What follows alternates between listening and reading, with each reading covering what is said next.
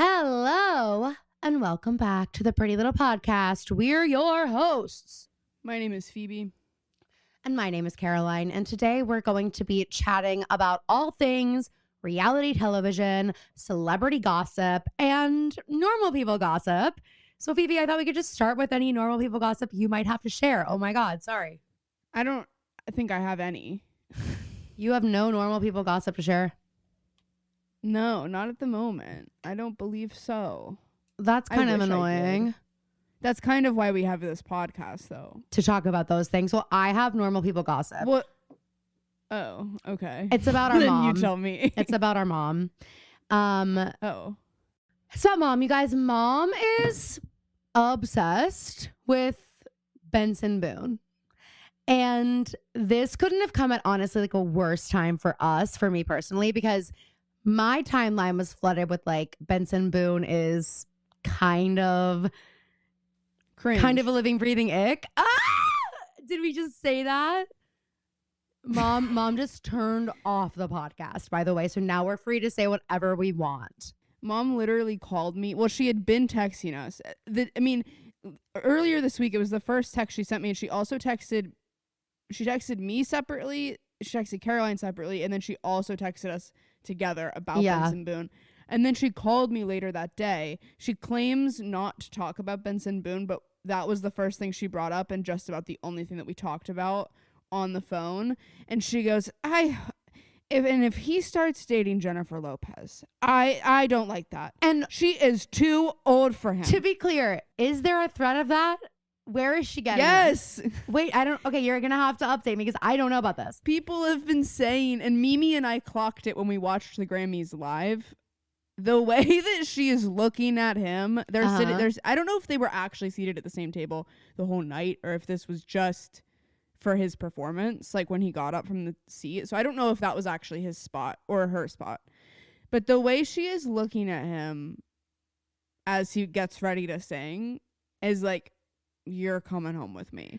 Like it is like she is enthralled and entranced by him. Well, I mean, Phoebe, that does seem to be his effect on women. Yes, but Mom is just saying, and Mom clocked it when she saw that, when she watched the performance, she clocked it as well. And she's just like, I hope it doesn't go that way. And I don't think it will. Because the question that Benson Boone asks, I believe, every morning when he gets out of bed is, what would Harry Styles do? And then he does the most financially accessible option of that he can. Which I guess in that case, maybe Jennifer Lopez, I mean, she's kind of the same age as Olivia Wilde. Maybe he would go for Jennifer Lopez. I mean, because Harry Styles likes older women, you're saying? Yeah. Yeah. Mm-hmm. I do think, like, sorry, not pitting women against each other, but if Benson Boone gets with J-Lo, that usurps Harry getting with Olivia Wilde, Harry getting with Livy. No, I agree. I mean, yeah, but they both, I don't know. I think that, like, obviously J-Lo's J-Lo, so that's kind of like, and again, not so she's got that going for like her. This, but I'm like, she's kind of the get. No offense, Olivia Wilde, but unfortunately for both of them, anything that they have going for them is superseded by their pick-me disease that they both have. Their like commitment to being such high drama on the day-to-day. They're different brands of Aria. Aria would align herself more with Olivia Wilde. I have to say, yeah, it's more endearing coming from J-Lo. You know what I mean? Like, Olivia Wilde is giving the, like, we did it, like truly pick me Aria Montgomery disease, whereas J-Lo is giving more like she's living in her delusion, but like she's not trying to bother anyone with it.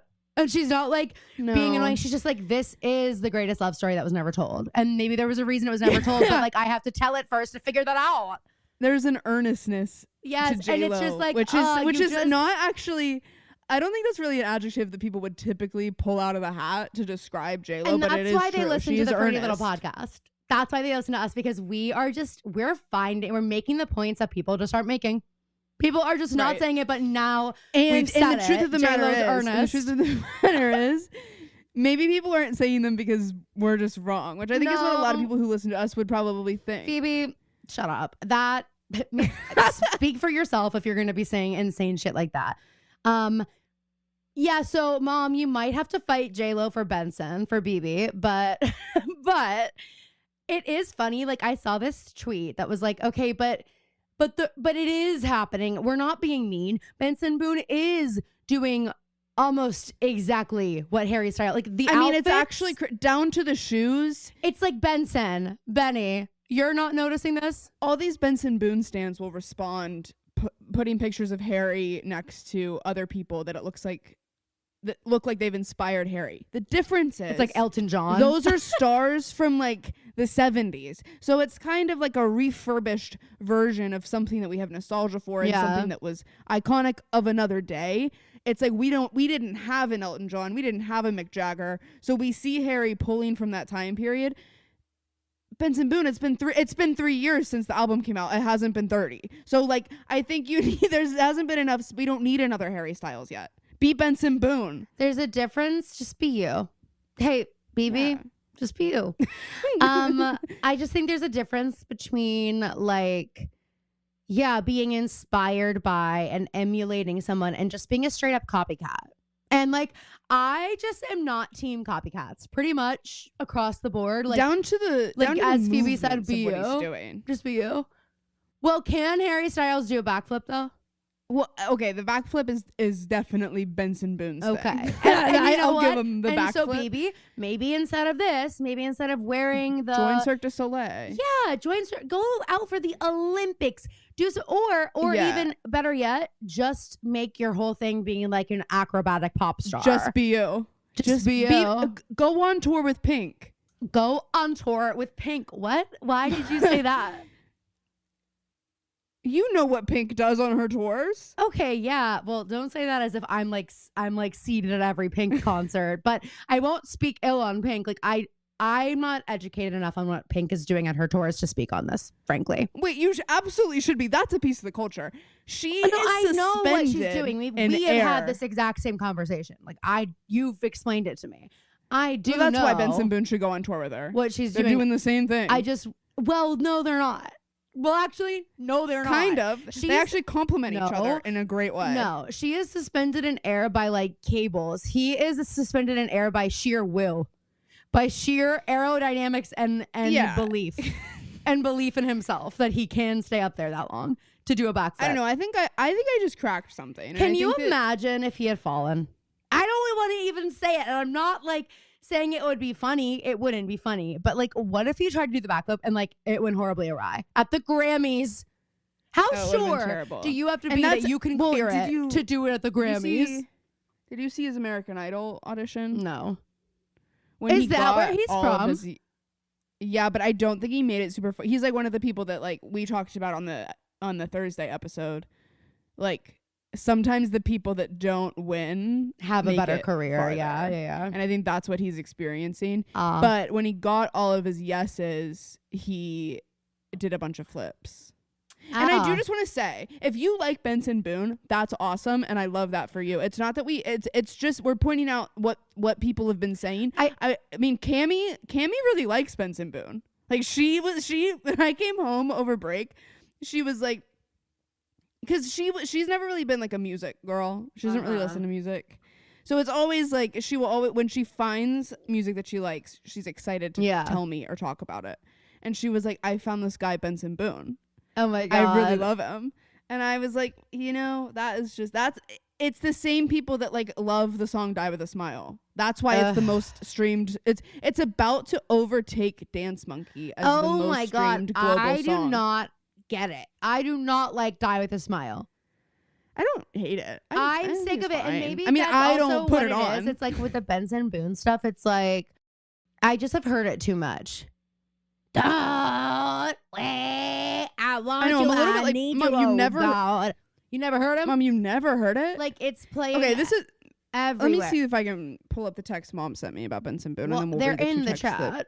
No, but I'm saying the separate one. Oh, right. So again, as Phoebe said, she texted Phoebe separately. She texted me separately. She texted us together. The text that she sent us together was like, we're talking about something else, okay? In the Connell Momager chat. You actually sent one of our TikToks, I think. Well, this was something. Yeah, at first I sent one of our TikToks, and she goes, and you know how like when you send a TikTok, it says like, this will make your day or whatever. Mom responds and says, unless it has Benson Boone in it, it will not make my day.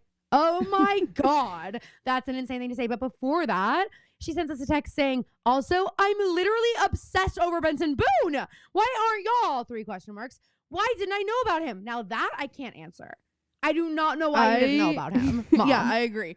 I was like, surely he was on the Today Show or something. No, she gives such Today Show energy. Which is why moms would love him, yes. But she just stumbled across his Grammy performance. Is he like a Christian artist? Well, I wouldn't say he's a Christian artist. He is a Mormon though, but he's not like, I don't know. I think he's like a Real Housewives Mormon. You know what I mean? Like, I don't think he also just has the energy of like a youth pastor. Yeah, someone posted a picture of Gracie and Benson Boone and said Charlie and Troy for people that went to youth group. Absolutely. that is just hitting the nail on the head. Like that's I sent Mimi a text last night, and I don't mean to be mean. You know that we on this podcast enjoy and love Gracie Abrams. Yes, absolutely. I need her to grow the hair out.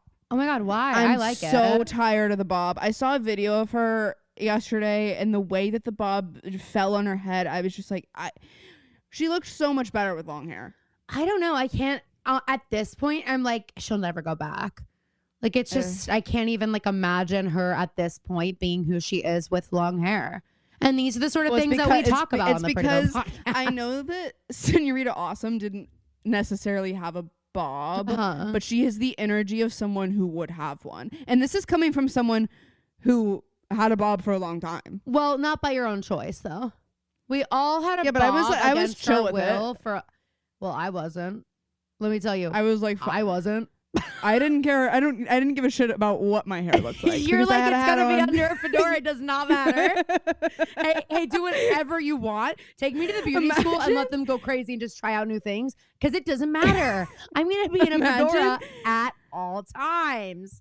Imagine we find out that my hair is actually curly, but I wore a fedora for so long that it like trained my hair to grow bone straight. Okay, Mom texted me and said, Thursday, 9 a.m. I'm obsessed with Benson Boone. He is adorable. And which I'm sure is what Benson Boone is going for. Yes. I said that's awesome. You'll love Harry Styles then. And she said, I know Harry Styles, ... This kid is just so real. The song about his grandmother with the like blushing emoji with the hearts around it. And then, so she sent me that at 9:40. And then 5 minutes later, how did I just find out about him? And then at 2:30, she texts me about, okay, so a week before this text, the whole world found out about Joe Biden signing to CAA. Mom messages me like a week after the news breaks. CAA signed Joe Biden. And I said, okay. And then she said, Gil, I feel so out of touch. Why did you never tell me about Benson? Benson, we're on a first name basis now. Oh, and I said, I don't know. I'm not particularly enamored by him, but I love that you love him. Cammy loves him. And Mom said, I think I've watched everything he's ever posted. He is so likable. He also has some catchy tunes. And so, by the way, guys, at this point, we realize, Mom has no idea what he sings. She's not enamored with him because of his music. Him. She just likes his whole vibe. Which is also what we are not loving. So it just shows you what on earth. It's also funny. Okay. Go ahead. No, I just think it's funny that I know Harry Styles. Like, literally. He doesn't really do it for me. And also how Mom goes on. I love when Mom decides that somebody's likable.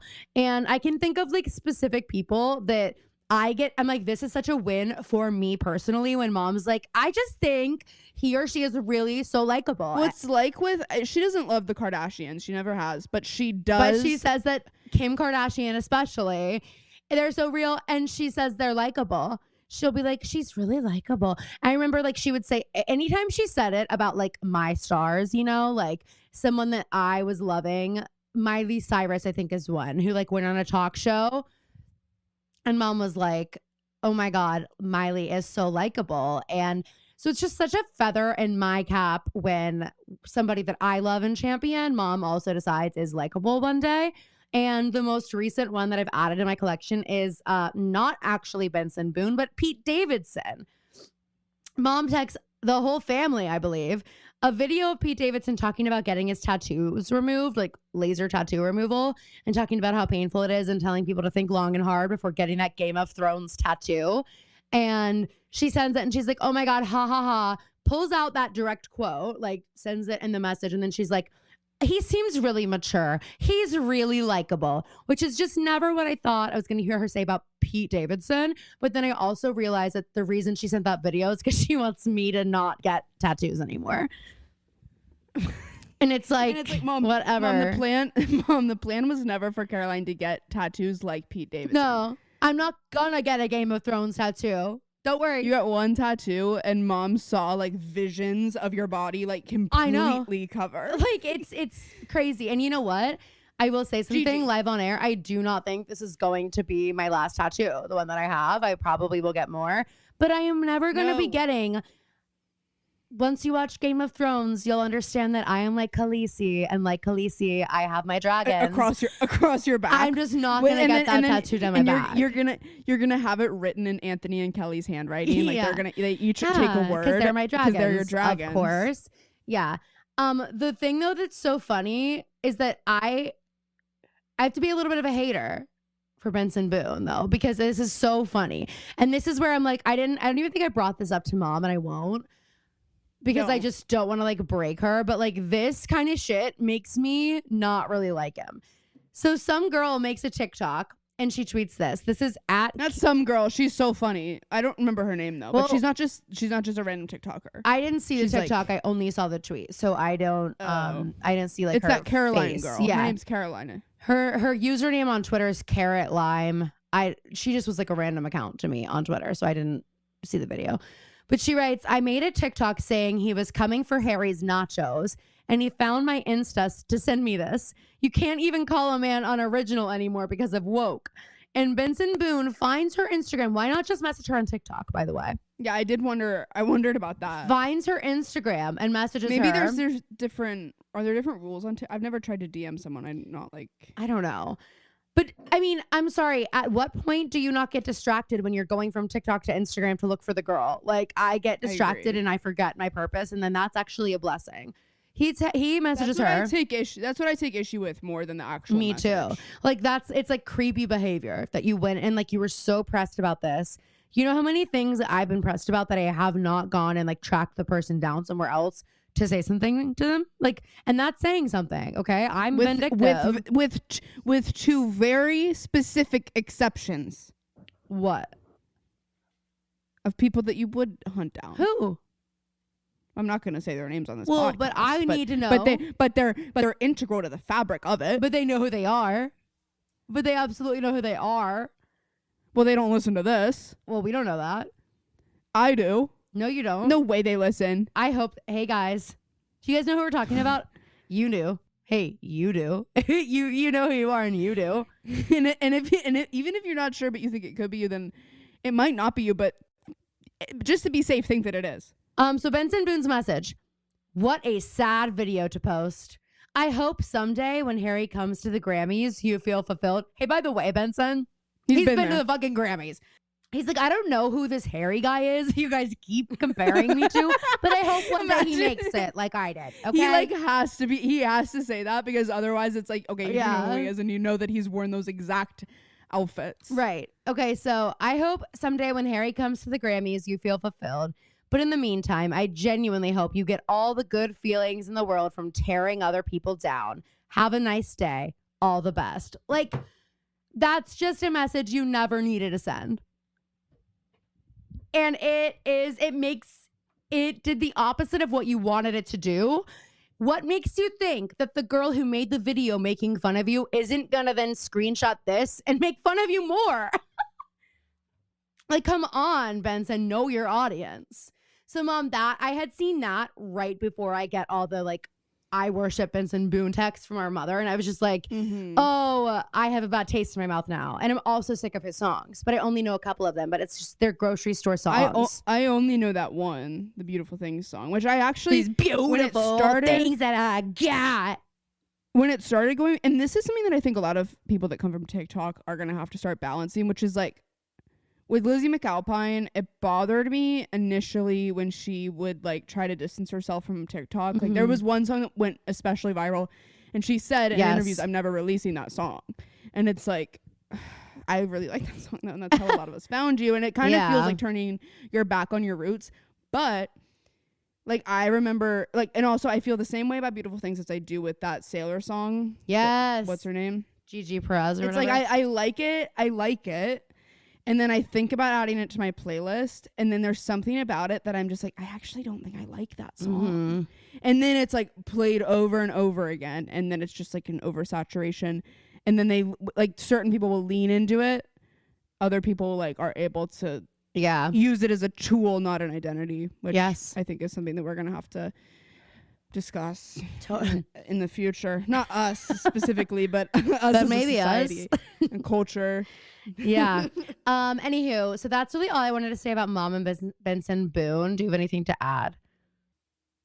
No, but I do just want to say, like, it does make me want to cry. It is like, cute that she just, like, feels so when strongly. When mom has, because like mom doesn't really listen to music. Like she like doesn't know how to find the Spotify app on her phone. But also we think of mom so differently. Because also like I remember. Like, Mom was the first person ever who was showing me music. And I feel like you experienced that differently because you had an older sister. And it was like, you know what I mean? Well, Dad was also more like, music was me and Dad's thing. Yeah. But it was like, I was in the car with Mom all the time as a kid. And she was playing Red Hot Chili Peppers, James Blunt, Gwen Stefani. Like, those were like... Well, she was Nelly Furtado, all those songs. So I remember being the kid that knew music. And none of my friends knew music. But Mom was like playing this stuff. So for me, what ruined that? Which is interesting because me getting me wanting the aux. Well, maybe. But I also think when she got Sirius XM, probably, but that was also way after. Two things happened. And what I'm saying is it's interesting that radio would shift the way that someone consumes music, which I think is what happened with Mom. Like she used to have the artists that she loved. Well, she still loves them. CD. But like she'd get CDs and things like, and then it became, well, I'll just put hits one on the radio, and then Mom discovered that she can actually just listen to Andy Cohen all day. Every day yeah. So she doesn't really listen to music. So when she does find like non-Bravo celebrities that she like loves, it like warms my little heart. No, it is so cute. I think also you are, and this is not this. I think this is gonna sound like a read, but I don't mean it like that. I think that. Oh, perfect. No, I really don't. Great. I really don't. I just think that it could come off like that way, maybe if you want to take it that way. And I'm telling you not to. But I think that you're at like an age that I also remember having this age, going through this age, where like you start to really realize that your mom is like just a girl. And that your mom is like just like you. And like I feel like it's a canon. That happens like once you graduate get out of college. Yes. Once you start having like a life that's your own and you realize like your mom also has a life that's her own. Get this. My first summer out of college was Barbie summer. So I had this feeling, and then also oh my God, I was watching my little sister be mean to my mom, and then also then Barbie comes out, and it's like, oh my God. Yeah. It's like this existential, it was like a doubling down on that feeling. Yes. It was like totally making a composite totally of it. But, and I just didn't want that to sound like I'm saying like, oh, you're just at this age. But like, I do think it's a pretty canon like experience, and it is like, I'm letting you know it'll hurt less later, but it also is like, it's just like so sweet to think of your mom finding a song and a person that she loves and like just sitting Like, there I and mean, watching it's every just video easy. he's ever posted. It is precious. Yeah. When you're a kid and like seeing her follow him, like I know. seeing, I like, know. I know. thinking of her curating the people that she follows on Instagram but it's like, I think when you're a kid, your parent is like who you're with all the time, so you kind of think of them as like a facet of who you are, and then when you get older, you're like, wait, you do everything I do. Yes, and you're also this is just your like first time going through. You're less self-absorbed because you have to be. You know what I mean? Like when you're in school, your only job is to just like focus on you and get your shit done and like get to a place where like you can get in the world and like that's your job. And then you get in the world and you're like, okay, I no longer have that.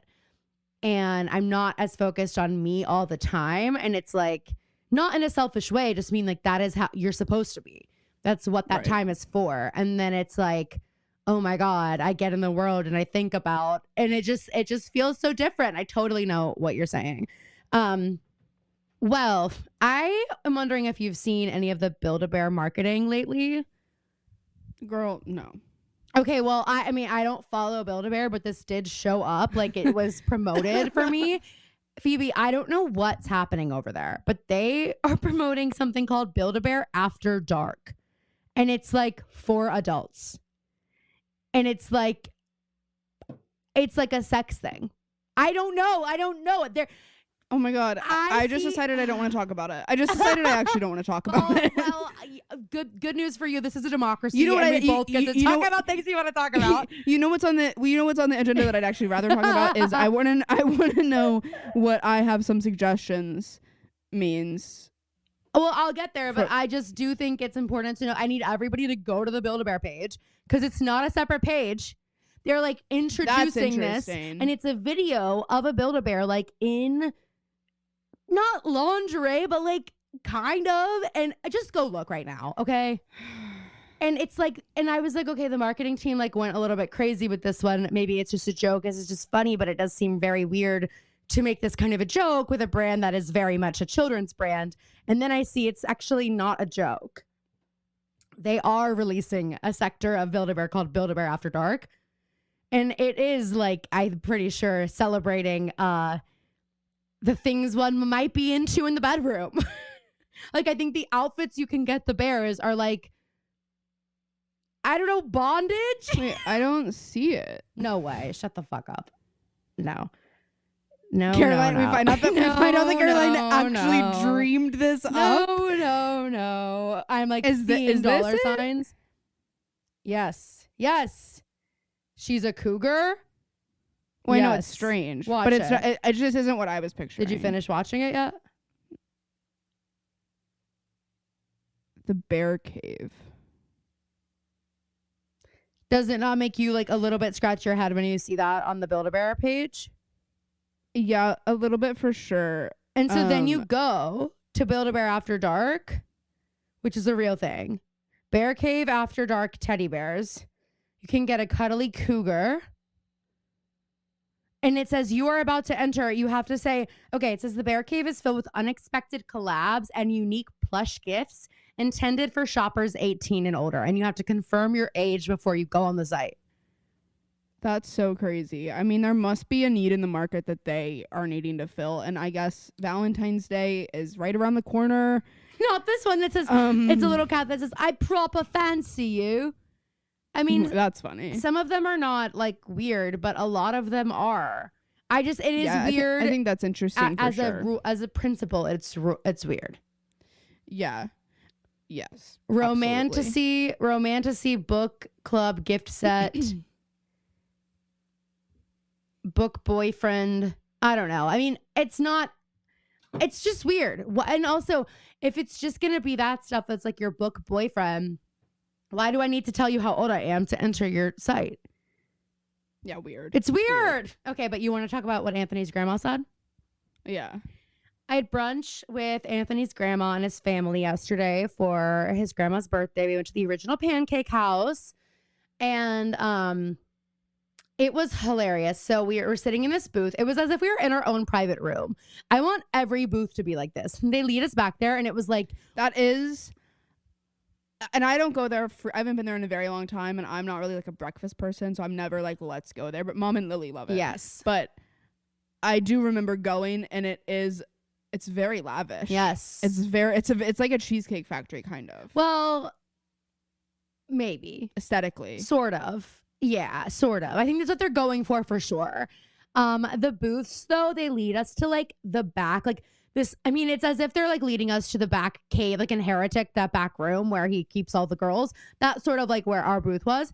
And it's so long, and we're scooting in, and there's like a privacy screen, like it's giving Princess Diaries limo privacy screen over the top of our booth too. So it was like the booth, but it was like impossible. Like no kid would have been able to put their grubby little hands over the side of the booth and like peek, you know, which is one of those great experiences you get at a restaurant like this. Right. No. Remember when we got that at PF Chang's, I feel. Yes, and there's nothing better sometimes than a kid who's just like wants to fuck with your table a little bit. And it's like, okay, so this is the entertainment for the evening and I'm here for it. Right. There was no potential for that to happen. We were like so secluded. I was like, they are never going to see us. But I loved it. So anyway, we're sitting there and we're eating, and Anthony's grandma looks over at Anthony's father and says, I don't want to get this wrong. I immediately wrote it down after she said it. It was just too good. Okay, yes. Yes. She looks at him and she goes, well, I have some suggestions on just common sense sort of things for you. What a read. That's a read if I've ever heard one. I know. I have some suggestions on just common sense sort of things for you. For you. For not I thought maybe it'd be like a comment on the world. Or like on for a the greater table, scale, but for the whole you table. Specifically. Or for me and Anthony. And I'm gonna do it in front of, of, and I'm gonna do it in front of everyone. She didn't even, she was like, we'll talk later. Like it was like, let's put a pin in it. Like it's not a discussion for the breakfast table. But I need you to know but you should know it's coming. It's coming, and something that's happened at this table has triggered me letting you know that it's coming. I don't know what it was. I was like jaw dropped. I was like, common sense. I have some suggestions on just some common sense sort of things for you. Oh my I'm sorry, God. it's so fucking funny. She's sitting there with her sunglasses on, like diva. I love it. Okay, well, is it time? Is it time to get into the Real Housewives of Salt Lake City reunion part 3? For those of you who don't watch, this is the last time for like a year probably you'll have to hear us talk about it unless anything crazy happens. Yeah, which it's always a possibility. We got Brittany Bateman. She walked onto the stage. No grand entrance. No grand entrance for Brittany Bateman, which I don't think any of them got one, did they? I don't think so, but I took a video of Brittany so I wouldn't forget the face that made me actually like have to pause this, and because I was missing stuff from how I was laughing at her. Let me see if I can hear what's being said. I love when she says, look, I think sometimes I say things and I don't know how they're coming out of my mouth. It's like, well, that's clear. It's like, I can confirm. Okay, it's when Andy says, Brittany, you eventually came clean about sleeping with Jared. And we don't see Andy saying it, we just see Brittany. And she's sitting like this in the couch.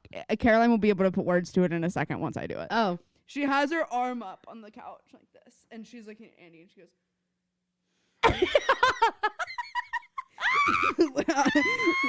I'll show you the video and let's see how I did.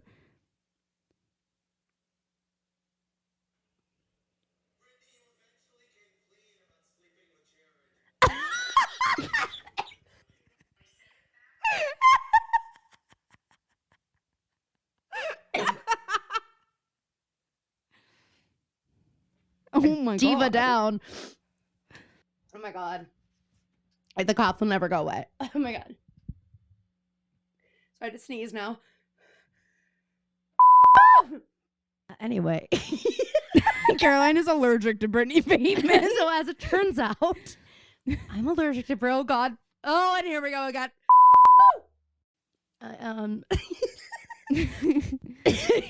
Sorry. I think I told you guys now I sneeze like oh my God. I sneeze like 10 times in a row now. Okay, Dad. It's horrible. Like once it starts, it's just like, oh great. I'm just like I was like, okay, well if we're gonna do this, I'm gonna go get a Diet Coke real quick. So other than that attack, do you have any thoughts on Brittany's look that I just showed you? Yeah, she looks like she is literally like remembering this moment in time of her coming clean about it, like stupid inside her mind. Like she feels more shame about this, about coming clean about having sex with Jared, than the shame she feels about admitting she doesn't speak to her daughters, the various other insane antics she got up to this season. That was something that was crazy to me about Brittany was Andy was like, you brought that up because she was trying to pin this all on Bronwyn, that Bronwyn is somehow the reason she and her daughters don't speak, but they weren't speaking before she met Bronwyn. And Andy's like, you said that in your audition, and then they show it. I liked that Andy was like really holding her to the flame. Like he's like, no. Like, well, he hates when they try to turn things on production, or when they try to undermine certain processes and things. And it's like, he's like, you're not gonna, not on my show. He's like, you can lie about each other. Yes. But you don't lie about the machine. Right. About the Bravo machine. Yeah. I mean, and Brittany, literally, it was just like ridiculous. She was unbelievable in this reunion and this season, and she just really showed what an integral part of this machine she really is. One of the things that had me dying over her was, first of all, them showing her audition video where she does say, yeah, my daughters aren't really speaking to me right now, and she like bursts out laughing. And then she says, well, then they started speaking to me during the show, and now they're not again, and now it's because of Bronwyn. And it's like, well, no, it's probably because of the damage you've done on your relationship with these girls for their whole lives. Like, you were probably never really back in their good graces. But the reality is, if this were the very first thing that had ever happened and Bronwyn really did say something and your daughters heard that, then they wouldn't cut you off the way they are right now. It's because this is not the first fucking time, Brittany. Like, how many times are you going to hurt them and expect them to, like, let you back in their lives, you know? Exactly. It's just crazy. And I'm sorry, but the text that Jared sent Bronwyn, I'm going to pull it up to read it. I was in disbelief. And I love how Brittany's like, no, don't read it. Because Bronwyn's like, I'll read it. And Brittany's like, no. He told me I don't, like, she's like, that is the last thing they want. But that's the thing is, I'm sorry, Jared Osmond and Brittany Bateman are two of the most fame-hungry people we have seen in a while. How are they making these rookie mistakes? Especially Jared. You're an Osmond. Did your family not teach you? Like, did you not think it would be brought up on the reunion? And Brittany, did you think that you saying, no, we don't need to read it would actually keep her from reading it? Like, Andy is like, no, I want to hear it. Yeah. And then she's like, the whole thing. Mary's like, the whole thing. It was Mary and Andy were cracking me up, but I'm gonna. And I love Mary and Angie sitting there while they're talking. They're Angie's like, it is a sin, but it's not a big deal. Sinning, and Mary goes, well, it is sinning. It is sinning. And Angie's like, yeah, she's sinning. Like, yeah, it's like, and that is, if you want to call yourself this version of a Mormon, I do think, like, I'm not going to walk around calling myself, let's say it was like me walking into the Vatican to get confession right after my wedding. And I walk in and I'm like, oh yeah, I've been living with my husband. We've been living in sin, but I'm a super Catholic. Well, like, I don't get to claim that if I'm not going to follow the fucking 10 commandments down to like the letter, you know what I mean? And so it's fine to choose that. But then, like, you don't need to also, it was like she felt like she needed to have this Mormon storyline. I don't know. It's very bizarre. I also, I don't understand how, and I mean, I know that, like, there's a lot of, like, trauma that comes from being in that church community. But I wish someone had stood up for Angie more about the wine than they did, rather than trying to be like, well, it makes sense that Brittany would feel that way. Yes. And it's like, well, it might make sense. But Angie and her, the only times Angie's ever been around Brittany, they've been drinking. So, and they're filming that. Like, it's all on camera. So the idea, it's a normal thing to bring a bottle of wine to someone's house for the first time. Right. And I don't think that Angie deserves to be in trouble. Right. Because she had a different understanding of Brittany's Mormonism than everybody else did. Right. I don't know. I was like, I wish that instead of trying to be like, well, I understand because I was Mormon, I wish Heather and Bronwyn either hadn't said anything or had been like, well, right, I understand why Angie who also grew up in the Mormon church might think it's okay to bring that. Right. Yeah. I mean, totally. I'm gonna play the text from Jared Osmond because it's just too good, and I can't find it written anywhere. Jared sent me. This is the way that the man you're in love with talks to women. No. I actually know because he told me about it, and I said, filthy. Well, I don't know. I'd like to. You want to hear the whole thing or just the worst part? The whole thing, then. Okay. Honestly, Bronwyn, all the dirt. what the hell is your problem? Are you kidding me? Coming out on national television making fun of my anatomy, you little bitch. Do you even understand the backlash I'm getting on social media? I guarantee I am twice the size of any man you've ever been with. I am disgusted by what a low vibrational human you are to disparage me like that, all for the sake of trying to earn your spot on a show. And this is my favorite part. I could certainly pick apart all of your anatomy, but I'll remain classy in the public eye and keep it between you and me. Do you want me to read? I know the text is crazy, but the best part of that whole watching experience is Mary listening and going, she's like floored. But it is Mary. I know that we're about to talk about the text, but I do just want to say, what a redemption arc Mary has had. She is without a doubt my favorite housewife on this season. She completely won everybody back over. And it's because, for better or for worse, we aren't. I think that she just kind of gets to be a housewife with a snowflake, but she gives friend of vibes. Yes, and also she's just like, for some reason, she feels like above the Bravo machine. You know what I mean? Like, yeah, it's like, and Andy feeds into that. And Andy allows it, and we'll get there. But later on, when they're like, okay, well, let's all go around and say something really nice about each other, and Mary's like, and Andy, I'd like you to do me. Okay, well, Andy's not playing, Mary. Like, it's and then he does it, and then he's like, well, okay, and Mary's like, oh my god, Andy, like, one of the things he said, she's I like, also love it's so nice, and it's like, you how asked the cheers him to say it. The cheers at the end was Miller High Life, Mary's that was crazy. quote unquote favorite beer, because it's the champagne of beers. And I remember that moment in the cave when they said this is the champagne of beer, and she goes, oh, what year? What year is this from? And they're like, this year? Insane.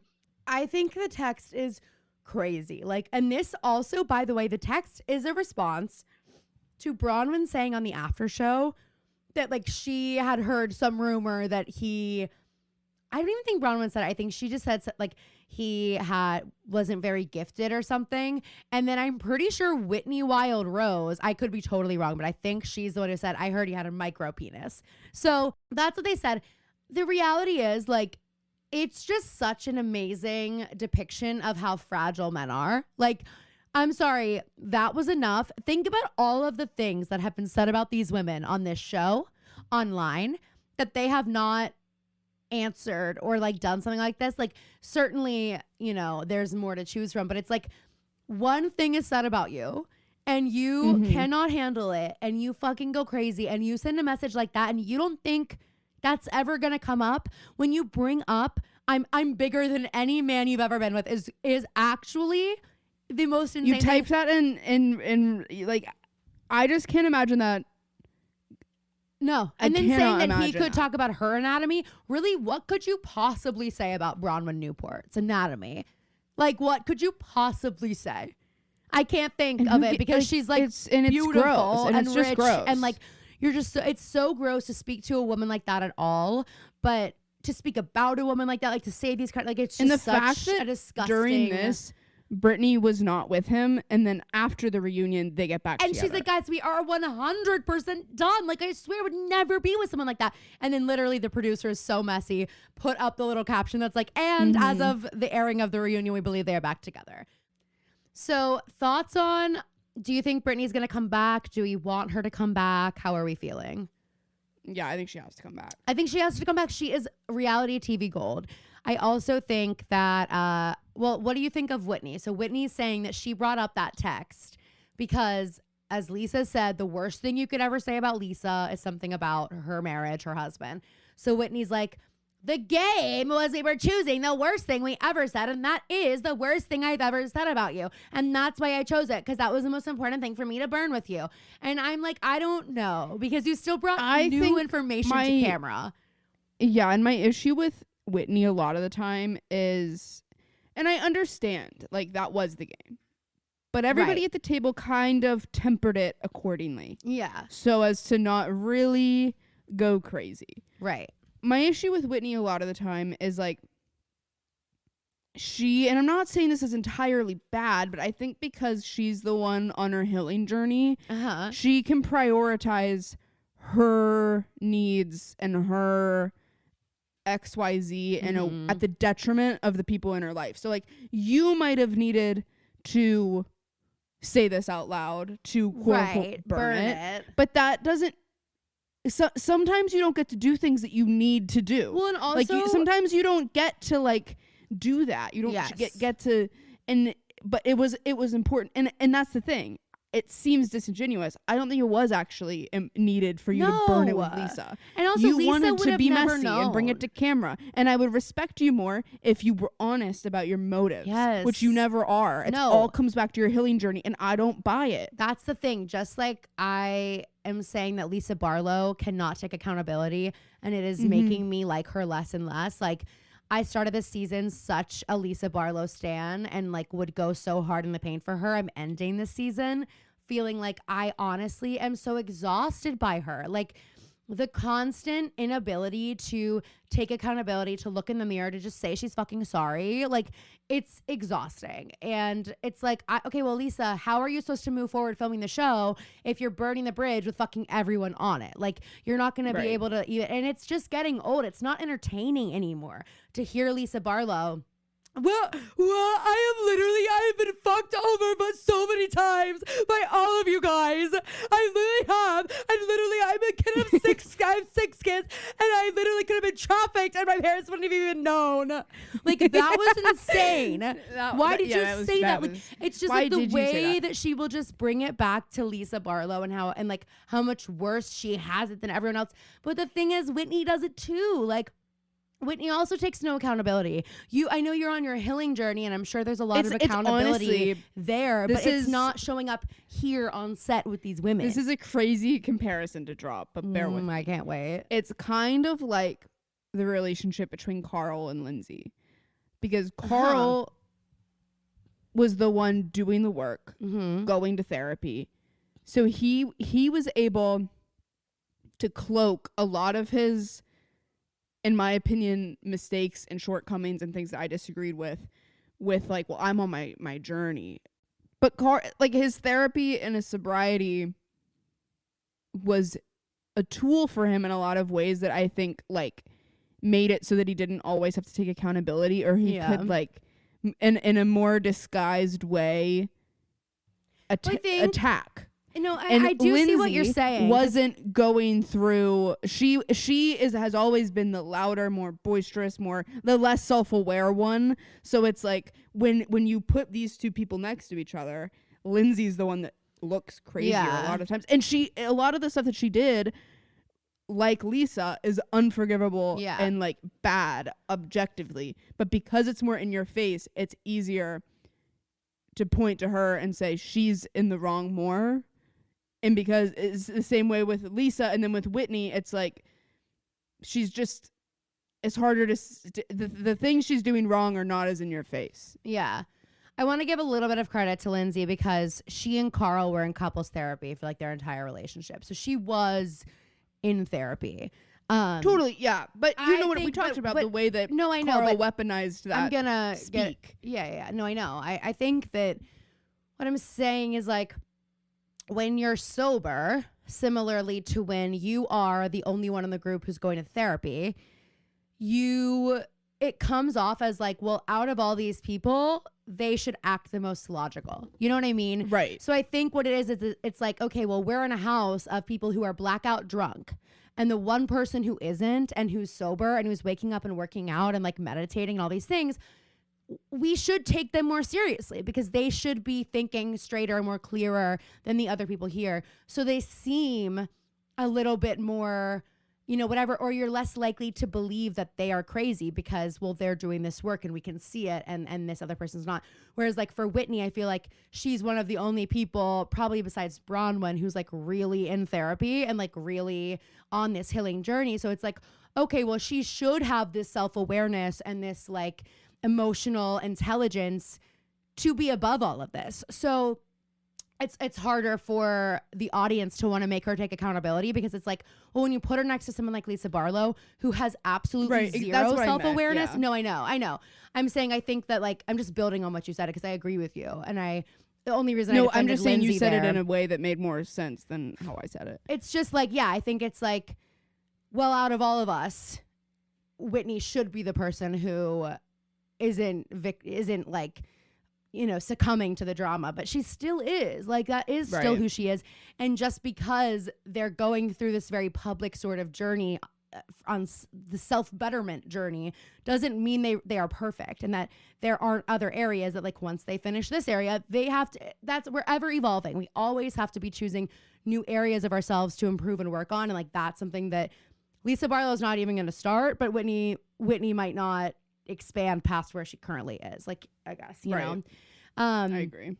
So anywho, yeah, and I think I don't know, so I think it was shitty of Whitney to bring it to camera. I think like you can say as much as you want that was the worst thing, but I do think that Lisa, like, get over yourself a little bit. Like, terrible things were said about everybody here, and you are not. And a lot of it came from you. Yes, and you're not more important than everybody else here. Like, just because something was said about your marriage, like, honestly, the way you're acting about it makes me think that you're more guilty of it than you probably are. I don't know. I agree. Anywho, do you have any other final thoughts on Salt Lake? What an amazing season of reality television.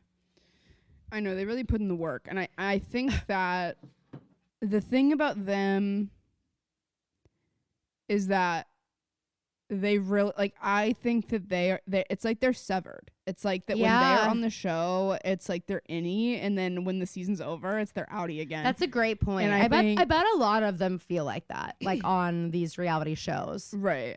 And they just happen to be better at their jobs than any other franchise on Bravo right now. I mean, I do believe that, again, I've said it before, I'll say it again, they have a blood pact or some sort of thing where they were like, look, yes and as fuck when you're on screen. You just go with it. And then Lisa Barlow's like, that's like, fine, Heather? You can all do that, but I am probably not going to. And like, she just doesn't, but it's okay because she has shiny hair or something. I don't know. How are you feeling about Lisa Barlow? I don't feel like we're on the same page, which is fine, but I'm not as hard in the pain as you are on like not being there. But I'm sad about it. I don't want to not love her anymore, season. But the thing is, she doesn't know, and that's what I can't stand. Like, how do you not know this is a bad season for you? But I also think this last part of the reunion was much better for her. I mean, not the beginning, but as it got through, I think I ended up liking her a little bit more by the end of the reunion. Hormone harmony. Road warriors, let's get real. Managing PMS can be difficult. When I get on to record the podcast with Caroline, it can be tough sometimes to lock into a cheerful mood. But good news, with the help of Hormone Harmony, I am able to manage my PMS and so much more. It helps me balance my moods and even improves my sleep quality. Hormone Harmony is dedicated to making women's lives better. One of the ways they achieve this is through science-backed herbal extracts called adaptogens. These help your body adapt to stressors. Hormone Harmony is third-party tested, non-GMO, and gluten and dairy-free. It's no wonder to me a new bottle of Hormone Harmony is sold every 24 seconds. If you can even believe it, for a limited time, you can get 15% off your entire first order at happymammoth.com. Just use the code PrettyLittlePodcast at checkout. That's happymammoth.com and use the code PrettyLittlePodcast for 15% off today. Well, let's move on and discuss Traitors. Oh my God. R.I.P. Boston Rob. I knew it was coming. I knew like his time was growing short. And I think he could just only do that for so long. Yeah, I agree. Before they were even if they begun to believe that he wasn't a traitor, it gets to the point where they're like, we have to start. Well, and it's sort of like Phaedra vibes, like before when it was like everyone knew Phaedra was a traitor and they were genuinely just like, oh, we just don't want to kick you out because we like having you here, you know? But at some point it's like, well, we need to start playing to win. And I think that I've been loving all the content between Dylan and Rob. Oh, it's so cute. After. I love that there's no bad blood there. And that's the thing that I respect about Rob. Yes. You know, contrary to how Wes acted last week, is that like he knows it's a fucking game. Difference, exactly. He takes it seriously and he's there, but he's there to have fun. Yes. And he's not there to like, sorry, you're not going to war, Wes. This is not like, this isn't some serious, this isn't an Olympic sport either. Yeah. Like, chill the fuck out. And the fact that you've burned all these potential friendships that frankly could be financially beneficial to you. Yeah, truly, it's so true. And I think one thing that, I don't know, I also think that Bob the drag queen like made a similar kind of mistake with the way turning it right back on Rob when Rob was like, you're a traitor. Like, I understand that was an extenuating circumstance, but Rob is like, I'm not gonna throw the other traitors under the bus. I'm not gonna I'm gonna take the L gracefully. And it was like, he knew it was happening. He knew, like, and it was just like, he was like, okay, I'm not going to. And then when he left, it was just like, he's just got honestly dad energy in like a really good way. And like, when he leaves and he just like, it feels like he just wants everyone to like keep having fun playing the game. Like, even though he's not going to be there. And his whole thing with Sierra holding hands with the bug challenge. Oh my God. She was so lucky. I mean, I can't believe they made it. I can't believe they made it. Either. I really was like, Sierra's not gonna, not gonna be. When they started dropping the bugs on the heads, that's when I would have, because even if I could get to a place in my mind where like, this wasn't my reality in the moment, and like I was just so checked out. Once that happened, I think I would honestly be so startled that I would like jump and rip my hand out. Like, yeah, I think it would be like, and also I think it'd be like Meredith in The Parent Trap when the lizard the scream. Oh my God, the scream heard around the world. Yeah, that would be kind of Caroline's whole vibe. But Caroline did bring up a good point. We were talking about this. She was like, I think that I would just be like, I'm not going to be able to change. And now the bugs are in my clothes. That is the I'm thing. Just gonna, if I could handle the thing is being like, startled. You're a bug girl now. You're a bug girl now. Phoebe, you are the bug girl now. Yes. You are the bug now, girl. Yes. Yes. Phoebe and I were just volleying back this little phrase the other day over text because we were talking about this and I was like, Phoebe was like, Caroline, we're going to need to practice. You know, I like that Phoebe's just fully signed on with like, I'm probably going to be on Big Brother this year. So we need to start thinking about the training schedule. And she was like, Caroline, we're going to need to practice this. And I was like, right. I think if you can make it past the first bug drop, okay? At that point, if I'm Sierra, I'm thinking to myself, I have the rest of the time standing over there watching bugs being dropped on someone. So I'm still going to feel the like creepy crawly on me. Then I have the whole fucking like van ride back to the castle. And then am I even going to get to change when I'm at the castle? Like, when is the next time I'm going to get to change? At this point, I am the bug girl now. Like, I am going to have bugs in my clothes until I change. So I might as well just like get on board of like, what's another maggot in me? I already have them on me. I'm already going to feel like this anyway, you know? And the thing is that Caroline had texted and said, you didn't say you're the bug now, girl. But I read it as now, that. Girl. And you're the bug because you're the bug. You are the bug now, girl. Yeah. Now that you're covered in bugs, you're just you are the bug. And like, if you can just get in the mindset of the bug, you can win this challenge. Caroline's gonna roll up to every challenge whispering, you're the bug. You are the bug now, girl. Okay, that's gonna be like my secret little thing when I'm on Big Brother. I'm about to go on the challenge and I look at Caroline, the camera don't do and that. for all the road warriors, I say, you are the bug girl now. And then I do and I win. And I win every challenge. Girl and has like, to okay, come maybe after I now. should be saying that. You are the bug now, girl. Yeah, now, comma, girl. Okay. But I'll practice to make sure I don't fuck it up. me at home not watching the episode but just waiting for like you voting, and I'm like, you say it wrong and I'm like, fuck. Are you kidding me? You know how many times I thought about, okay, so what am I gonna say when I like do my voting, and at the end I'm like, okay, shout out, blah, blah, blah. What am I gonna say? Like, I definitely gonna say shout out Road Warriors, of course, and then like Chuck and Drama. That's it.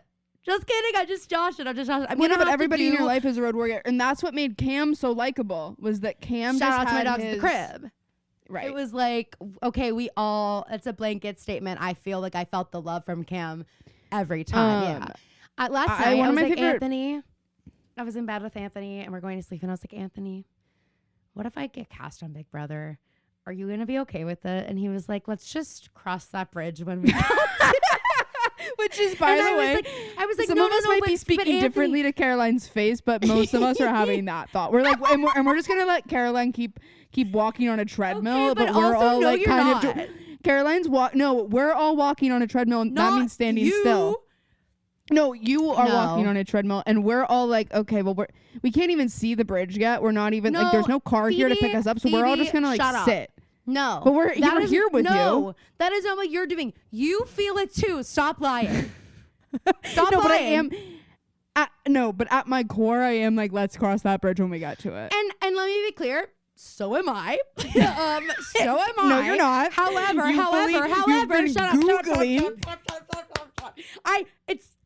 if you stay ready, you don't have to get ready. I have to be prepared. Because here's the thing, Phoebe. Crazy. Shut up. Here's the thing, Phoebe. Let's say, by the way, it's today's Sunday. Tomorrow they're gonna start watching the videos, and they watch every single one. So they're gonna see my video, okay? And they're starting tomorrow. I could get a call as early as Friday or as late as May, Phoebe. So like, I'm do gonna they be in really this watch purgatory. every video? Yes. That is the thing they're adamant about. Like, everything I've read, they're like, we watch every, like, if you how send many a video submissions do you think they get? I don't know. I mean, thousands. But that is, I mean, yes, I'm sure hundreds of thousands. But then, I was looking like, okay, let me check out the competition. Can you watch them?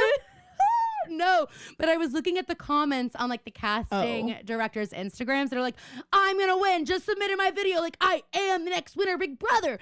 And I go look at their profile. And I'm like, no, you're not. And I'm like, no, you're not. And I'm like, you know what? They got to have some cool people on the show. And that is what's going for me. You'll be the Leah. I'm going to be like the normie, but not really. But like the low key could present as a normie. You're going to be the like incognito fucking freak, right. But you present as a normie. I think, I'm going to have to put all my musical theater camp training into effect and be like, you walk in and that it's the same thing. It's the same feeling Caroline, when you walk in the Big Brother house when you walk into a musical theater camp. Yeah, and I don't think that part of you is really like dormant, so I don't think that will be an issue. But I want to be clear. I am thinking of it as let's cross this bridge when we come to it. However, I just also know that like if that bridge comes and they're like, okay, I'm calling you in May and you're flying out in 3 weeks, like. I don't want to start preparing then. So I just need to start getting my head wrapped around it because that is the smart thing to do. That I'm just showing that I'm serious about it, okay? And my Google agent assigned to my phone knows that, and that's important to me. I have been Googling how do I train for things, and the one thing I wouldn't be able to do is a haunted house, which we know, but yeah, I do think it's kind of funny to just keep talking about it. One of my favorite parts of this episode of Traitors was the bug challenge, and it was Tom specifically in the bug challenge. For some reason, good he felt about himself. No, the angles of his face and the way that the goggles accentuated his supervillain look, plus the top hat, and plus his facial expressions. Top hat. He looked like a Lazy Town villain. That's a great way to talk about him. Thank you. He does because he's not villain. And at one point he's very capable of causing harm, but in an arena like this, he's harmless. And I love that he believes that he single-handedly got Boston Rob out. It's like, Tom, no, listen. Everyone knows. The kid with an unplugged game controller. Exactly, it is. Everyone knew Boston Rob was a traitor. Okay, they were just like. maybe someone else is because we like having him here and we feel like he's helping us. And I'm sorry, Sierra couldn't vote him out. You know what I mean? Yeah. Imagine they actually, somehow this got off camera, but they were like, hey, Rob, when things get pointed at you tonight, can you just turn it back on Wes? Because we want him out of here. We want to keep you around for a bit. I feel like that low key is what happened last week. I feel like it didn't matter to Chrishell in that moment if Wes actually was a traitor. She was like, fuck you. You deserve to be out of the house. I don't want to share the pot with you. And I know that I said something about how Chrishell talked about Tom, and I do stand by how I thought that was a little bit annoying in the beginning. Just because it was Chrishell. The way that Chrishell gets a little bit, I don't know. It's the same thing that happened in the earlier season. Yeah, I was just like, and we don't need this early quite yet. It was just a little much, and it was a lot in the first episode. Mm-hmm. But this is what I like is just the subtle strays that she's making Tom have to catch. She's like, yes. I don't want to vote for either of the consequential players. So I'm just gonna vote for Tom. It was hilarious, and Tom's like, "Oh, that makes sense." When they go to Tom's face for those things, and he's like, "Okay, it's so." I think we should just lock Tom up in this castle, keep him there. He and Fergus get to just they keep the grounds intact, and then he doesn't even have to be a player every season. But I think it would be interesting if he thought he was a player every season. Yeah, well, and I'm sure he will. I think Tom Sandoval found where he thrives, and it is this castle in the Scottish Highlands. That just is where it is. Who do you think they're gonna kill face to face? Who's up again? So Dylan, Gabby, Tom, Chrishell, and Dolores. And Carolyn. Okay, it's Carolyn and Danielle. I think if they're smart, they'll do Dylan. Oh. Dylan's more of a threat. I think, because here's the other thing. Now Dylan is feeling... Which is why, that's what I mean. I was doing it more from their head, not who I think they should. I think I know Carolyn's a better game player, but I do see them... Well, they're both... they both are game players. I think we're going to see their gameplay come out a lot without Rob being here. It's interesting. We'll be able to see more of their strategic thinking. I think that if they are smart, they will get rid of Dylan. Because Dylan is feeling very unprotected now, and they know that, and it's I don't know. I think that he's like Pilot Pete vibes, where he is such a faithful, and he's capable of speaking and getting people to agree with him and believe him, and that's dangerous, and they need to get that out, because low key, sorry, the faithfuls are kind of running around chickens with their heads cut off, they don't know which way's up.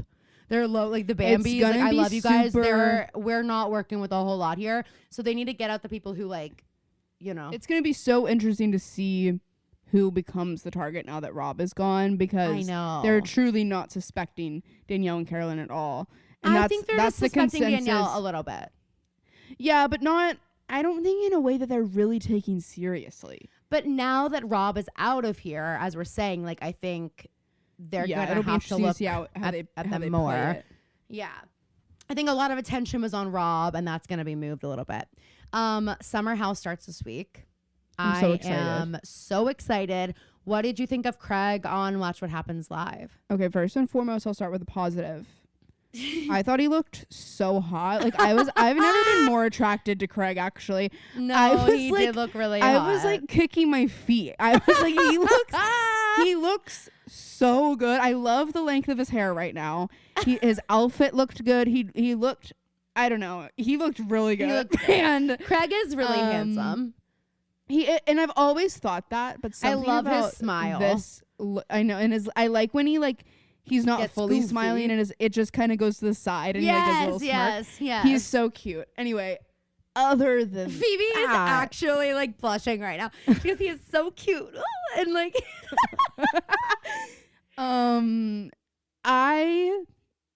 shocker. I disagree with Mom's opinion of Craig. Okay. In his performance on Watch What Happens Live. She agrees that he doesn't have to say anything about whether or not Paige cheated. And all I'm saying is, I don't there are only two reasons you're saying that she didn't cheat. Either if she did cheat and you don't want to say that, and that I would respect more. Or you like that this rumor is out there and it makes you more sympathetic, and you want to seem like you're taking your hands out of the pot and not doing anything, but you are by not confirming or denying. And you can say you think she's with that guy. That's fine. That's different. Yeah. But like this idea that I'm the ex-boyfriend, I'm not. It's like, okay, but you are the ex-boyfriend. You're not like her ex. You're not Perry commenting on all this stuff that he doesn't know about. There are only two characters in this entire thing, and it's you and Paige. And I just think if you loved Paige as much as you're saying you do and you did, you wouldn't want people to be treating her the way that they are. And I don't understand. It would be so easy, and it would not affect you, and it would not change things if you said no, Paige didn't cheat, because you're already running with this narrative that she blindsided you. That's enough of a reason for most of Bravo Nation to sympathize with you. So I don't understand why you feel like you need this too, unless she did cheat. Yeah. I don't know. I don't know how I feel. I think a few things. I think that I don't think she cheated, though, by the way. I have no idea if she cheated. I think she was checked out. I don't think maybe that she cheated, but I think she was already recovered from the breakup before she broke up with him. And I think I think she had a single mindset before she was maybe single. And I think that also, like, I agree that it would have been really easy for him just to say she didn't cheat. But I also think that, like, he's so hurt and he's so mad, and he doesn't, like, he can say that he's past the anger. He's not. Like, even when Andy said, like, oh, you were moving really quickly through the phases of grief, like, I don't think so. I think he's probably still really mad. And the reality is breakups are messy. Like, people, and usually when someone breaks up with you, it is like, I mean, I bet Craig is probably like, well, if he feels blindsided, he might not know. He might believe that maybe she did. Like, I feel like he's probably in this world where he's like, who is this person? Like, and I know that, like, we all see that she's been telling him who she is and, like, what this is for a long time. But also, when it was a tough episode. Yeah, to be followed by him on Watch What Happens Live, like, she was saying all this. It's like she blindsided me. We were talking about all this stuff, and it's like we kind of saw it, but I do think also she did, and we've talked about this. How I think, you know, you have a bad day in New York, and you're like, I can't wait to just move down to Charleston and have babies and just marry you. And the thing is, she said so many times, I am gonna marry you. You are gonna be the father. Like, she said those things on camera. So if that's what he was believing, because that's what she told him, and she's like, why can't you just believe me when I'm telling you this, you know? And it's like, so that's what he did. And then I'm sure if that's the mindset he's in, then he's like, well, then what the fuck happened? Because something must have happened that changed this. If he feels blindsided, I could see where it's like, well, I'm trying to think of how this could have happened. And now maybe I'm like, oh, this would make sense. You know what I mean? And so I think if I'm going through a breakup, like, that is what I'm thinking. And so I'm not going to say they didn't do that if I'm not sure they didn't do that. And I know Paige is saying she didn't do that, but that doesn't mean he believes it. And the other thing is, I think also, like, those were rumors that were going around far before they ever broke up. Like, think about Taylor saying it, you know? So it's like, then you would replay all of those things in your head. Like, how am I? Like, maybe she was doing this the whole time. And, like, I don't think she was. I really don't.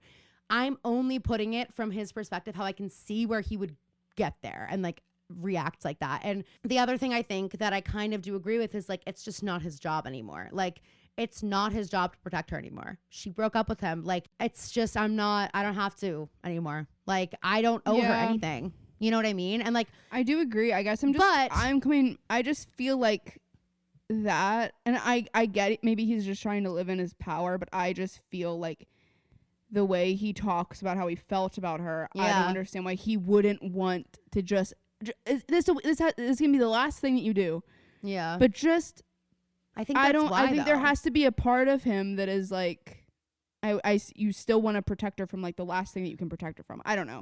I think, though, I wonder if he feels like, I think he feels like I'm pissed off that I gave you all this youth for free vibes. Like, I think that he's like really mad, and I get it. Like, I would also be really mad, even especially though the when writing she was on like, the wall. It's like that conversation that they had at the farm where she's like, I want what you had, and it's like, okay, but he had it, and he's almost 40, and he so also it's like was single when he was your age, Paige. He was heartbroken over Naomi. He wanted that with Naomi. She broke up with him. Yeah. So if you want that, you should have. And I think you knew you wanted that. Yeah. But, and he was just, you should have. It doesn't matter how much maybe you liked him at the time. Maybe you should have looked at his age and been like, we are in different places, and he already had his Naomi. Like maybe Craig is your Naomi, but maybe he shouldn't have been. It's just like you also spent in terms of not what they did to each other. I just mean in terms of where they were in their lives. Well, and I feel like Paige spent so long convincing him that like, yeah, eventually this is what we're gonna do, and we're working towards this. And just right now, I want to be focused on my career, and that's okay. And we're this really healthy relationship, and that's who we are. And I feel like she spent so long convincing him of this, and then he's like, wait, what? Like, was this all a lie? Like, what was this? You know? And I feel like there could be a moment of, who have I fucking been dating? Like, who? You know, she doesn't feel like that, but I would not be surprised if in his hurt, that's where he is with it. And I think like it's so fresh, low key. I know it's been 2 months or whatever, but it is so fresh for him to go and watch what happens and talk about it. And I think I'm excited for Paige to go on soon and for Summer House and hear what she has to say. Because I think he deserves a bit of grace in terms of, or wait. I was going to say, when she talked about the timeline on Giggly Squad of like when she broke, like what she thought the time period was, and the way that she was like, I let him go on, watch what happens, and act like we were still together. And then he, like, I see room for both. I can see how Craig might, maybe that phone call in Paige's mind, she's like, I'm breaking up with you.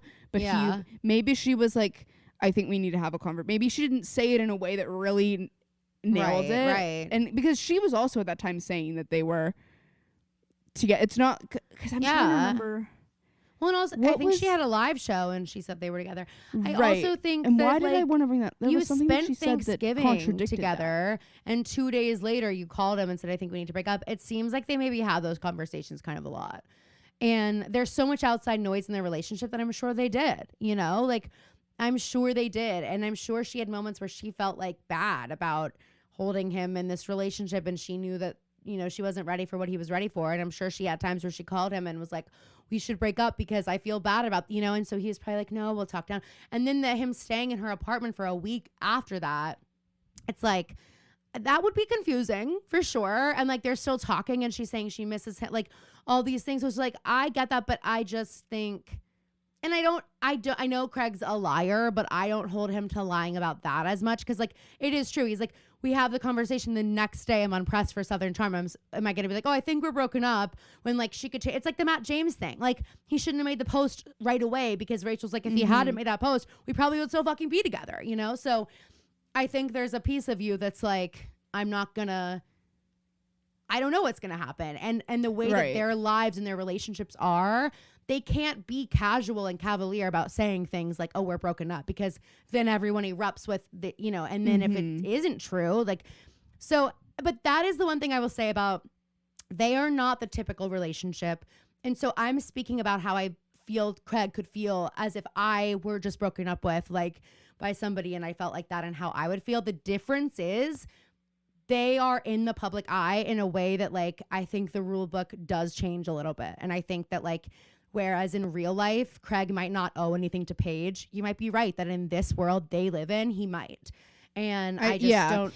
Because it's just, so it's complicated. And I know that I don't know. It's on a smaller scale, but it is kind of like when pop stars don't, like, tell their fans to not attack other artists or other fans. And it's like, you kind of have this weapon. You have this weapon, this group of people that you can weaponize, and it's sometimes your responsibility to steward them more responsibly. And he's not doing that. I wish he would. Because I just think it might be easier, Craig, for you to move on if you would just put that to rest so that it's not a topic on Watch What Happens every time someone in your circle, Summer House or Southern Charm, come on. So it's not having to be talked about. Maybe you could just put it to bed so that you and all of Bravo can just move on. Yeah, true. Totally true. A couple things about the Grammys. We're going to go more in depth on the podcast this Friday. But I want to say a few things. One, Kanye and Bianca, what the fuck? And I also need to say, Phoebe, did you see the photos of Bianca at the Grammys after party sitting on a counter with the microphone singing Adele? No. Oh my God, I need to speak on this. Well, I only saw photos, still photos, no videos. I need to see a video, and here's why. If this girl is a bad singer, no, wait. First, let's explore the other possibility, okay? If this girl is a bad singer, she is doing the funniest thing that has ever been done. She is at a Grammys after party, naked, after being escorted out because they were uninvited and showed up anyway. And she essentially exposed herself on the red carpet. She then goes to a Grammys after party, takes a microphone so that her voice is amplified, and sings not just any old song, but an Adele song, one of the great songstresses of our generation. And if she is bad, Phoebe, that is the funniest thing that's ever happened. That is the funniest fucking thing ever. And it honestly makes me like her. If she's good, it explains why she's with Kanye West. But girlfriend, you are missing the mark a little bit. But then I'm like, oh, she wants to be a star. Yeah, you kind of missed the window on you kind of missed the window on using Kanye to amplify your career. As your Julia ticket. Fox got in there at just the right time. Got in, got out. And now look at her. She's performing and it was Grammys. It was in that weird limbo period where we were like, he was doing some weird stuff, but he wasn't. I feel like he wasn't totally gone yet. Yeah. And now it's like, since then, basically, I feel like it's been like, okay, he is there's no completely recovering. Disgraced. No. And so now you are too, Bianca. And honestly, she's very much giving like captive vibes. Yeah. She's and I giving don't understand, like, how did he find someone I'm here who against looked like my him? will. Well, I think he made her look like Kim. I think maybe and she it didn't. Looked like she did not want to take that coat off. I don't want to speculate, but it didn't look like she wanted to take that coat off at all. I agree. And I mean, I don't blame her if she didn't. If she didn't want to take that coat off, I don't blame. She looked amazing. It's nothing to do with that. It's just like, can you fucking imagine not being invited to the Grammys and then doing that? But obviously she wasn't that embarrassed because later on she was singing in a microphone at an after party. Wait, I'll do this with my peeps. Yeah, I just didn't really want to do it on the carpet. But I'm like, are these your besties? What? I want to know whose after party it was. Who's after, and I need to hear it. Like literally, Phoebe, I'm not kidding you. It's giving like A Star Is Born, Gaga singing Levy and Rose like on the bar, like she's like leaning back, like her legs are kicking up. She's like her arm up in the mic singing Adele, and I only know because they said that. But I'm like, what Adele song? What if she's singing like Hello? Like what if she's singing Hello? Look, Chasing Pavements. Oh my God. I hope that's what she was singing. Not like Someone Like You. Rolling in the Deep. Like, you know what I mean? This could, rumor has it. Maybe that won't be okay. Oh my God. If she did the smash rendition of Rumor Has It, turns out I'm fine with it. Turns out I'm completely. Or it's the Glee mashup of Someone Like You and Rumor Has It with the slap. Slaps Kanye. Well, wait, I also, that just brought me back. I remembered something that Anthony's grandma said at brunch yesterday. And maybe this is how we end the episode. We just bookend it with a little bit more of Venerina. Yeah, so we do have to do our rotations afterwards. Oh, I forgot about that. You're right. She says, Caroline, I saw a video from a new Broadway musical. And I can't remember the name of it, but I really thought you gotta be in this show. And I said, I know exactly what show you're talking about.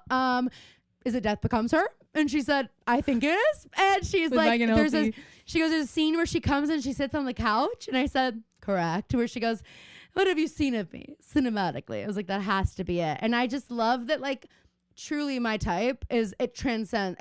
It's there. We all knew. And maybe that's not the show she was talking about. But yes, it is. Imagine. Because we know famously she got Into the Woods and Wicked confused. I just hated what they did with Cinderella's prince. and Meryl Streep. And Meryl Streep was awful. All right. We're going to talk more about the Grammys on Friday, but obviously we are thrilled about Beyonce's Album of the Year win. And I have a album. pretty intense rant that I'll unload on the Oh my Patreon. God. Wait. I'm like just so fucking tired of stan culture. It pisses me off so much. It like actually gets me aggravated, and I can't look at the discourse because the way that people are talking about Beyonce's win is actually making me irate.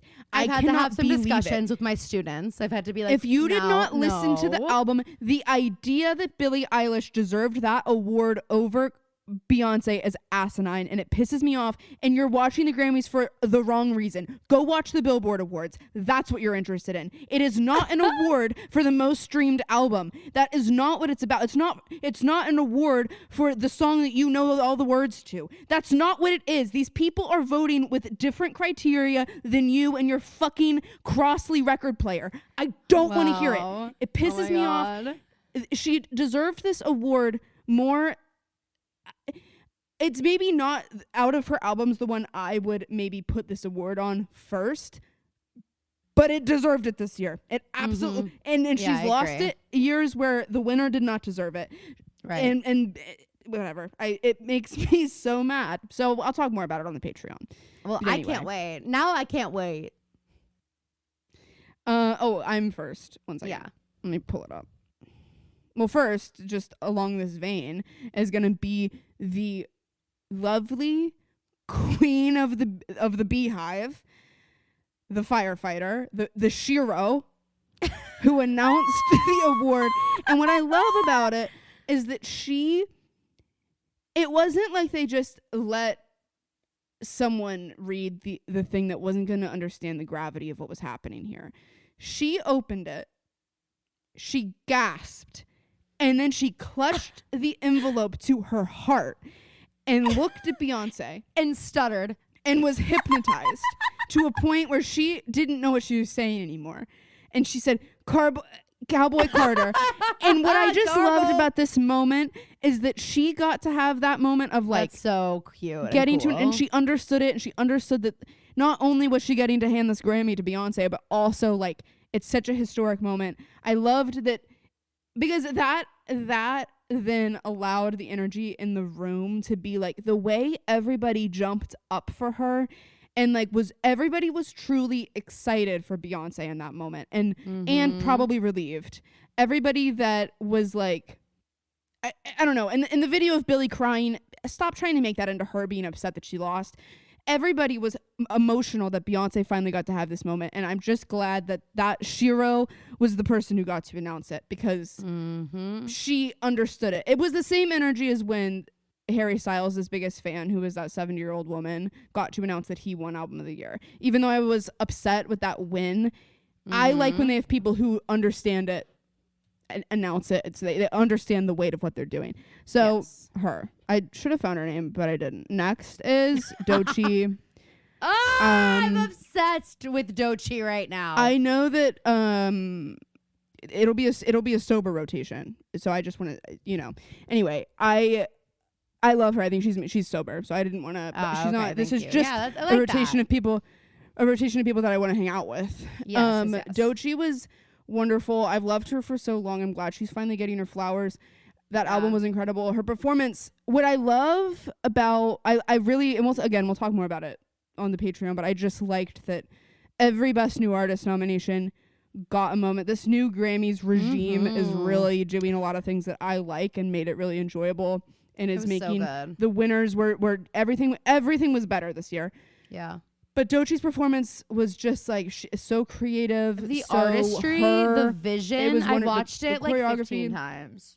And she didn't have a track. She wasn't singing to a track. She was any time she couldn't get a word, there was someone with a microphone filling it in. Yes. Imagine the rehearsal that took. No, it to was make insane. Sure that it was perfect. There was no delay. It was great. She was wonderful. I loved the Tom Brown on her. Yes. And her speech was great. I liked the dichotomy between her speech and Chappell's speech. Mm-hmm. Obviously Chappell more overt. But still, there was the gratitude, but then also commenting on just pointing things out that are like, I loved when Cardi B corrected her when Doechii said only 2 women, and then I think Cardi B was like 3, and she was like 3 now, 3 women have won this award. And it is kind of crazy that it's only 3. And I know Nicki Minaj is a bit disgraced, but it is crazy that she's never won that award when she really is the sound of female rap from the 2010s. I agree. Not to take away from anybody, but anyway. She brought it to the mainstream in a way that I don't think we had super seen it done before. Exactly. And I think it would have been harder for someone like Cardi, not that she wasn't working and like trying, not that she wasn't grinding before, but I think that Nicki opened a lot of doors, and I just am surprised she was never at that time recognized for it when she was the biggest thing on radio for a really long time. Last, and she's been on this list for a long time, and I just haven't gotten to her, is Tate McRae. Y'all know I love her. And I've been saying this. And I don't mean to be this person, but I have been trying to get Caroline on the Tate McRae train since She's All I Want to Be, or whatever that song is called. Okay, I've been on it, though. You know that, right? I know, but a couple years ago on the podcast, I brought up this music video, and I was like, you need to watch it. She is like Britney Spears vibes. The choreo is unbelievable. Anyway, my favorite song right now is Two Hands. I love that. I think it's like a perfect pop song. I don't care that the girl can't sing live. It's perfect. No, I don't care. I don't care. If she can dance like that, I don't care. She can do whatever she wants. We need pop stars that are performers as well. And Britney couldn't really sing. Stop saying she could. She couldn't. Yeah. So like, you know, this is she could sing like Britney, and that was what that was what it was. Yes, exactly. Anyway, that's my rotation. I'm sorry. The songs are so catchy. I'm obsessed with Sports Car. I just learned a TikTok dance to it. So yeah. All right. So yeah. You can say she's on the permanent rotation. And my feelings more than Drake. So yeah. Oh, whoops, Drake. Oh my God! Wait! I just got a premonition tonight. We're recording before the Super Bowl. We all think that Taylor's gonna come out into Bad Blood with Kendrick, and also probably Backseat Freestyle, because that's her favorite song. That video of her rapping in her fucking beanie. Oh, in the car. Oh my God! Mimi sent that to me, and she said, and I was like, me seeing it on Twitter, praying that Mimi wouldn't find it. But also me trying to explain, like, she's not just like making a fool of herself. She is, but like she knows Kendrick. They're buddies. She's dancing and singing and sweeping because they're buds. But I'm not gonna show you a video to explain just how much. But she's gonna come out, and we think that it's gonna be those 2 songs, Bad Blood and that. But actually, Kendrick is dropping a verse on I forgot that he existed, just because of that lyric. And my feelings more than yeah. I wonder. I can't wait to see what she puts on there instead. That song is Senorita Awesome. So yeah, it really is. It really is. And then something happened one beautiful night. It really, or whatever the words that's are. A tough one. A tough one to open the album with.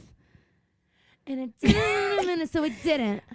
She's the thing about Taylor. She does have an unmistakable, writing voice, because you can't sing that song without doing the looking around. I forgot that you existed. Without doing that with your head, because that's how she actually makes that sound happen with her voice, is just by moving her head. Anyway, okay, my nightmare rotation. First up is Kanye West. What the fuck are we doing? Take away his Twitter account. What the hell? He is a dangerous fucking man. He is a nightmare. I am repulsed by him. I am repulsed by the people in power who continue to give him a platform, and the people that he aligns himself with. I think it says a lot. So if you're disgusted by Kanye, look deeper into that. Okay, great. Love that. And that's number 1. Number 2, Jared Osmond. Oh my God, you are also the scum of the earth. What the fuck? Craziest text I've ever heard a man send to a woman. Like, I could not believe my ears. It was a woman you barely know. A woman you barely know. A woman that Britney barely knows. You probably barely know Britney, Jared. Like, you're a piece of shit. Go fuck yourself. Okay, so that's number 2. And then number 3 are like my haters and people like Phoebe who are like, let's cross that bridge when we come to it with Big Brother. Like, no, it's called Get Fucking Ready. So let me try that again. It's called Stay Fucking Ready, so that you don't have to get fucking ready. And I am gonna be ready. Wait, why is that kind of like a hybrid of something that Lisa Barlow and Whitney Rose would say? I don't know. It is. But especially heavy on the Whitney. That's my truth. That's my truth. And And I hope this ages well. And I hope this ages well. And if it doesn't, I never said this. Okay? If I doesn't, I never said this, and you're all gonna be like, no, she never said that. We literally didn't even know. She did not even apply. That's AI. If I don't get in, that's AI. Oh, great. God, we are all concerned about AI, as we should be. Okay, because look what they're doing. Starting rumors that I applied to Big Brother and didn't get on. That would obviously never happen. Okay. And it's crazy. AI has gotten really scary because look, they even figured out how to comment from her account and her podcast account on. And it's like on the casting agent. It's like, oh my God, this is worse than we thought. This is worse than we thought. Suddenly Caroline's like taking, I'm not saying that she hasn't been, but imagine like suddenly she's like, wait, we should be looking into this. Let's take a freaking and thank you for saying I'm not saying that she hasn't. Yeah, I have been doing a lot of work researching the AI dilemma that we're facing as a nation, as a country. I saw this video of this professor who was a TA absolutely laying into her students because she goes, I saw it. They were taking a test or like they had to do like this big thing and she goes, I emailed you the answers. And none of you read it. None of you even opened it. Me trying to read so quick to see what class this was. I'm so glad that I graduated before AI really took hold. Because imagine if you genuinely didn't use it, because there's been cases of that too where students haven't used ChatGPT and the professor is just positive they did. I would be so stressed out all the time. It would be terrible because I wouldn't be using it, but I would be like so scared someone would think I was. Just like when you're like at the airport and you're like, I know I don't have anything that could explode, but what if I do? Yeah, exactly. So it's like that. Who's afraid of little old me? Me. But what if I do? You're on the conveyor belt. You're doing this. Tell me you don't have a bomb in your bag, but what if I do? That is called having OCD, by the way. Okay. Just say you didn't bring it here to hurt me, but what if I did? TSA. There's a Swifty TSA agent that's like trying to tell people what to take out of their bags and is on top of the little metal thing. Yes, and it's doing the like TGPD. Yes. But what if you did? Yes, exactly. Oh my God. Anyway, so okay, and I think that's a perfect note to end this on. Yes. Guys, thank you so much for listening. If you haven't already, you've got to go shop our Love You Like a Sister merch drop. It is live. We have lots of fun colors. Really excited about this one.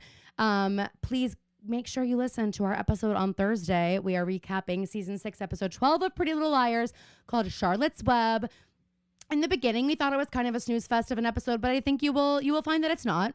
You will find that it's absolutely not, and we had a laugh riot. We had a great time. So that's coming out on Thursday, and then on Friday, you will get another popcast because there was just simply so much pop culture to be discussed. We're going to get deep into our thoughts on the Grammys. You're going to get Phoebe's angry rant, and that alone is worth the price of admission, okay? It's only $3. Exactly. So that's why it's worth it. Just kidding. Your angry rants are worth the $12 tier for sure. And we are going to be doing our Pretty Little Punch Bowl, I think, for our medium, our dream rotation tier on the Patreon. So if you have specific topics you'd like us to discuss in the Pretty Little Punch Bowl, please message us, let us know, and we will add it to the docket. But yeah, that is it from us, guys. Thank you so much for listening, and we will see you next week. And splat. And splat. Yeah, take your time. It's not important.